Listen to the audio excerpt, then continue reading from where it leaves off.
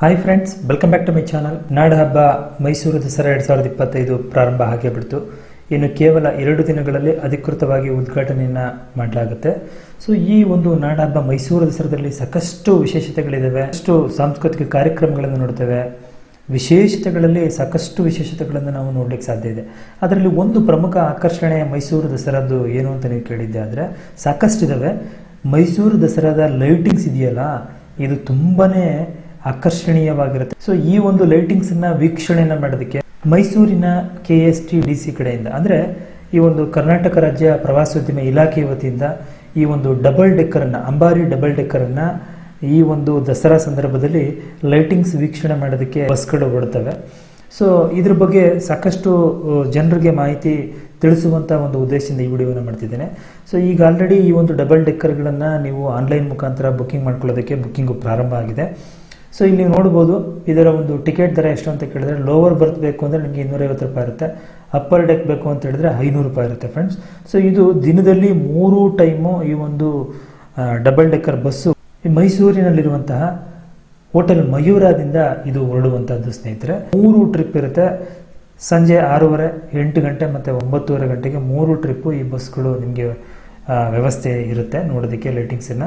So ಒಟ್ಟು 6 ಬಸ್ಗಳಿದಾವಂತೆ. ಅದರಲ್ಲಿ 5 ಬಸ್ಗಳನ್ನು ಈ ಒಂದು ಲೈಟಿಂಗ್ಸ್ ವೀಕ್ಷಣೆಗೆ ಇಲ್ಲಿ ವ್ಯವಸ್ಥೆ ಮಾಡಲಾಗಿದೆ ಅಂತ ಹೇಳ್ತಾರೆ. ಓಕೆ, ಈ ಒಂದು ಮಯೂರ ಹೋಟೆಲ್ನಿಂದ ಈ ಡಬಲ್ ಡೆಕ್ಕರ್ ಬಸ್ ಹೊರಡುವಂತಹ ಒಂದು ರೂಟ್ ಮ್ಯಾಪ್ ಯಾವುದು ಅಂತ ನೀವು ಕೇಳಿದ್ದೆ ಆದರೆ, ಸೊ ಇದು ಹೋಟೆಲ್ ಮಯೂರ ಇಂದ ಬಿಟ್ಟು ಯಾವೆಲ್ಲ ಪ್ಲೇಸ್ಗಳನ್ನ ಸರ್ಕಲ್ ಅನ್ನ ಕವರ್ ಮಾಡುತ್ತೆ. ರೂಟ್ ಮ್ಯಾಪ್ ಏನು ಅಂತ ಕೇಳಿದ್ರೆ, ಹಳೆ DC ಆಫೀಸು ಮೊದಲು, ನಂತರ ಕ್ರಾಪಡಾಲು, ಮತ್ತೆ oriental central library, Ramaswamy circle ಬರುತ್ತೆ, ಮತ್ತು ಅಲ್ಲಿ ಒಂದು ಸಂಸ್ಕೃತ ಪಾಠಶಾಲೆ ಇದೆ, ಅಲ್ಲಿ ಬರುತ್ತೆ.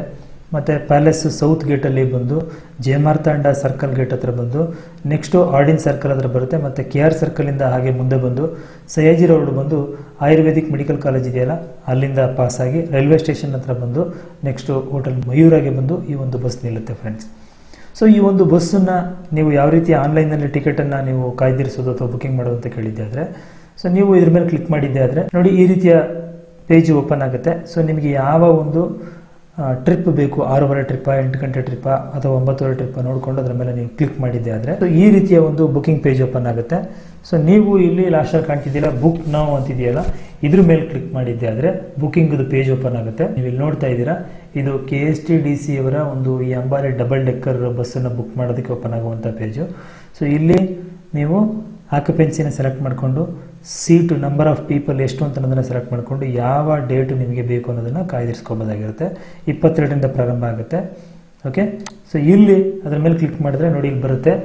ಸೊ ಇದು ಲೋವರ್ ಡೆಕ್ ಆ್ಯಕ್ಚುಲಿ ಬಸ್ ಅಂಬಾರಿ ಲೋವರ್ 24 ಸೀಟರ್ ಅಂತ ಇದು ಆ್ಯಕ್ಚುಲಿ ಇರೋದು. ಇದು ಡಬಲ್ ಡೆಕ್ಕರು. ಇದು ನೀವು ಏನಾದರೂ ಅಂಬಾರಿ ನಿಮಗೆ ಮೇಲಿನ ಸೀಟ್ ಬೇಕು, ಡೆಕ್ ಬೇಕು ಅಂತ ಹೇಳಿದ್ದೆ ಆದರೆ ಸೊ ಇದು 500 ರೂಪಾಯಿ ಕಾಸ್ಟ್ ಇರುತ್ತೆ.